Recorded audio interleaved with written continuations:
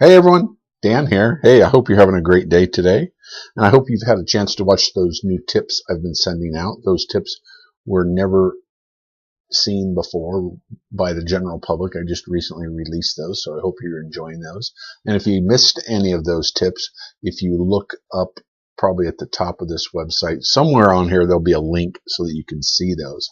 So you're going to want to check those out. I posted those because I knew that no one had ever seen those before, because I know a lot of people have been getting my tips for years, and these were some new ones that I had never released, so I thought it'd be cool if you had a chance to see those. And I also want to thank the people who took the survey and gave me their ideas of what would make for a great class. And I got amazing replies to that, over a thousand replies, and I'm personally reading every one of those. So thank you very much, and thank you for those of you who went on to leave a testimonial about any of my previous classes or my tips. I really appreciate that. I really do. And if any of you still want to take that survey and didn't get the chance, there's a link for that too somewhere on this page, probably near the top. So look for that.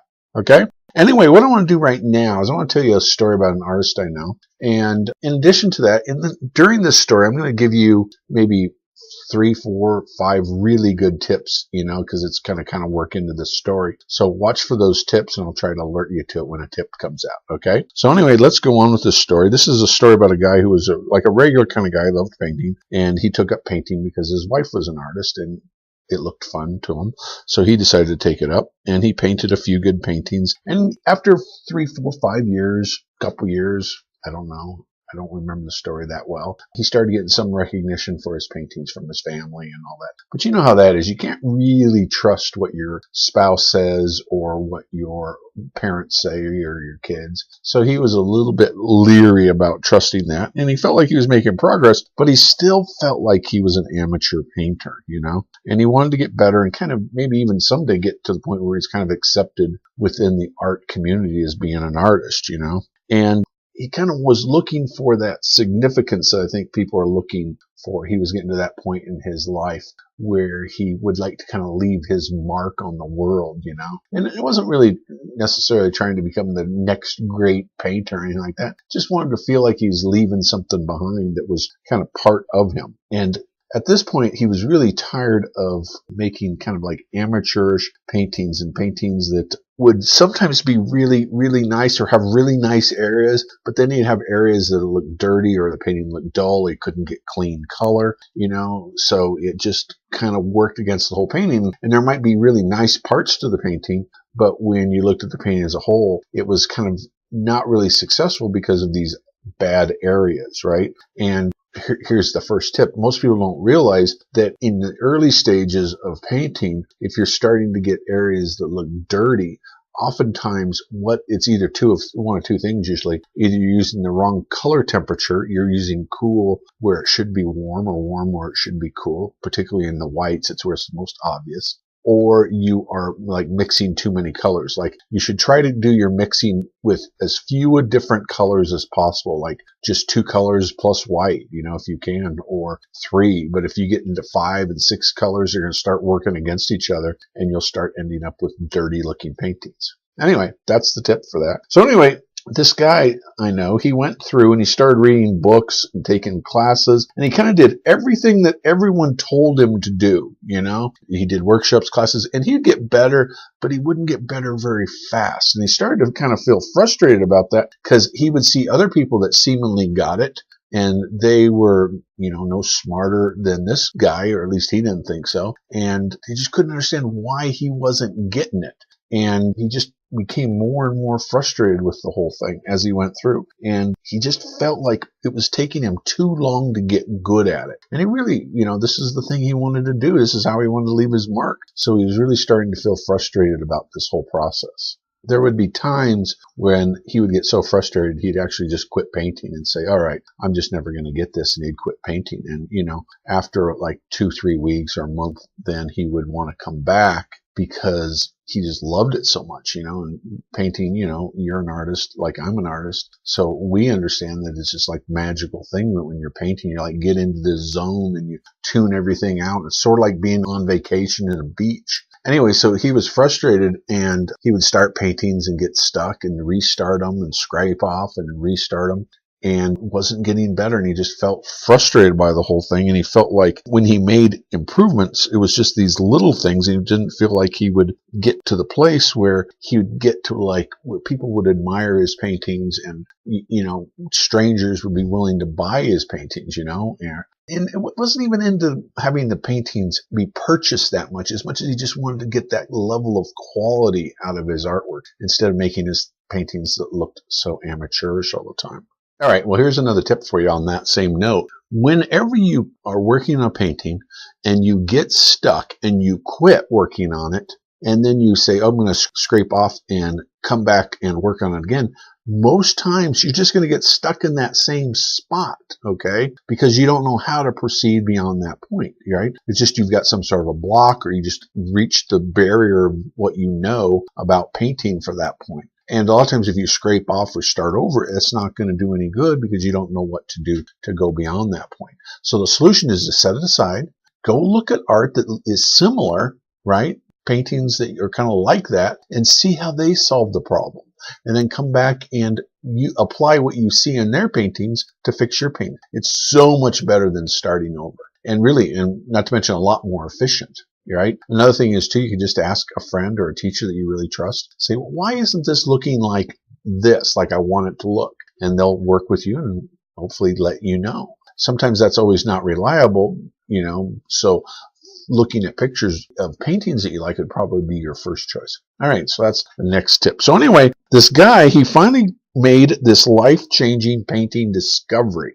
All right. And what it was is he was trying to focus too much on doing exactly what everyone was telling him to do with his art, rather than trying to get an understanding of the principles and fundamentals of the art. In essence, the whys of everything, right? And until he understood the whys of it, like why certain paints behaved in certain ways, why transparent paints receded, why opaque paints advanced. That's another little mini tip for you. Why colorful things have a tendency to advance and non-colorful things have a tendency to recede.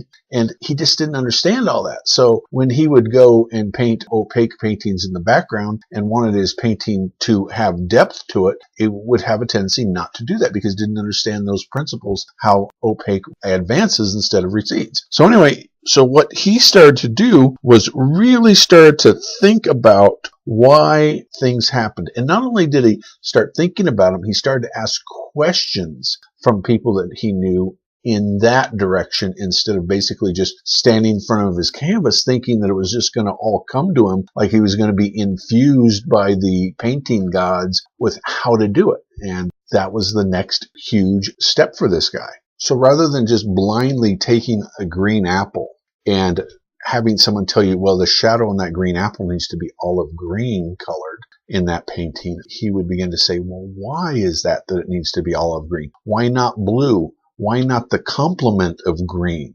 Here's another tip for you while I'm on that. Big misconception in art is the complement should be used as the shadow color.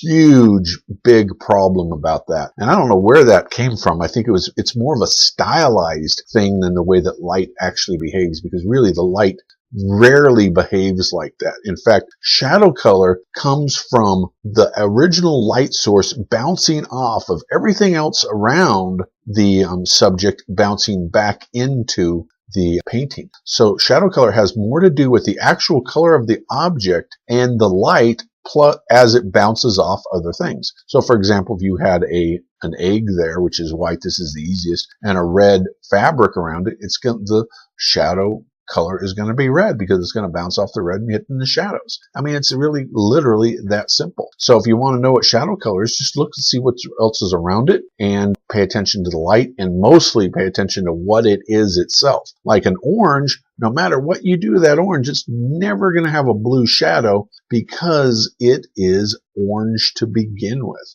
You might have a very cool orange that's very much toward the blue if there's a big, strong blue light in there, but it's still going to look orange. That's inescapable. And if you are trying to make shadow color out of the complement, you're just going to bang your head against the wall. And, so try not to do that. It makes painting so difficult. And you would not believe how widespread that misconception is. So anyway, rather than just following whatever people what people were saying, he would ask, why?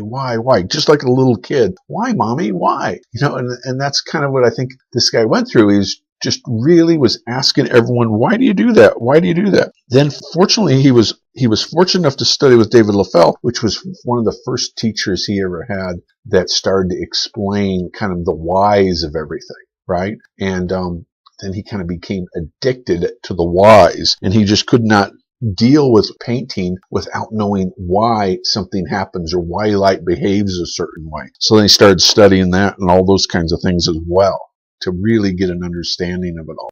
And the more he did this and broke down the elements into the whys, the more he understood more of the big picture of it. And he was starting to gain confidence with his paintings because he understood what was going on, because he understood the principles and understood the whys behind it. So that when he made the next brushstroke and the next brushstroke, there was a certain sense to it. You see what I'm saying? And I think then that's when his painting really started to take off, because he was really starting to enjoy it, and he wasn't in that defeating cycle of frustration of, well, it looks like this, but I kind of want it to look like that. And he started to get better and better, and people started to notice his art, and he went out and finally started selling and getting into galleries and won painting competitions. And then some of his friends asked him if they could teach them what he learned, kind of the whys of it all. And then the more and more people asked him to teach, and some even asked him to create online painting classes. And many of his students went on to make amazing paintings and get into galleries themselves and just create some beautiful stuff. And he started feeling better about himself, no more frustration, and all that stifling periods where he wanted to quit painting were gone. He just really, really enjoyed painting now. And for those of you who have not already figured this out, that guy's me. And this is my story of kind of how I went through. And I went through this process of being frustrated. And for those of you who are frustrated out there with trying to learn how to paint, I know what it's like to be in your shoes. I've been there before. I've quit painting 10 times at least, thinking I would never come back to it. But you know what? Painting's so wonderful that how could you ever stay away, And that's kind of my story of how I've learned painting over the decades, And really, every artist really is self-taught. Other artists will provide information for you, and they may even provide explanations for you. But ultimately, it's up to you as an artist to accept or reject those concepts that are provided for you. And the more that you can understand the whys behind those concepts, the easier it will be for you to make a decision whether or not you want to accept or reject. For example, if you look back at using the complement for the shadows, if you understand that light really never behaves that way, then you'd be a very easy time for you to reject that concept like I did. Or you might say, well, I like the way that looks because it creates a nice polarization between the light and the shadows of the elements. I like that for a style effect. I know that that's not the way light really behaves, but I want it for a style effect. Well, then you're fantastic. You can accept that concept that way, But at that point, you understand the reasons why you're doing what you're doing. And it makes it so much easier. Anyway, I just really wanted to share that with you and kind of explain to you how I developed my methods, not only of painting, but also my methods for teaching, and it's kind of like this whole childlike why thing. And in the next video, I'm going to share what I consider to be insider information and tips about how my discovery, I learned this from a child, not only changed my life, but the way other people's paintings and stories as well. Then I'm also going to talk with you about some great tips that'll help stop being so frustrated and have fun with you painting. Kind of in terms of like motivation or the mental game, not so much necessarily about the actual applying the paint. That's all great, but we get so focused in on that, we kind of almost become paralyzed. So what we need to do is really understand the motivation and what makes us want to paint, and get better and better and better.